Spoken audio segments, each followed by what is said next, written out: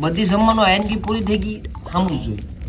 હું જમવા બેઠી હતી મારી સામે બેઠી મારે સામું જ જોઈએ કન્ટિન્યુ.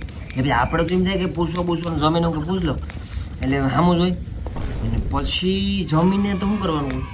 વ્યવહાર દેવાનો હતો. વ્યવહાર એ છોકરી દેવા કહે હું મુકવાસ ખાવ કારણ કે વ્યવહાર આપણે દેતા નથી. બાપા દા નીકળી જતા વ્યવહાર દે તો હું તો ખાલી મુકવાસ ખાવા જતો. અને છોકરી અહીંયા વ્યવહાર દે તો હું એને નજીક ગયો તો એ પણ મારે સામું જોઈએ. એટલે પછી હું સીધું ત્યાં જોઉં કે નંબરની મેં આખી વાત કરી કે નંબર જોઈએ તમારા અને વાત કરીશું આપણે આગળ જતા.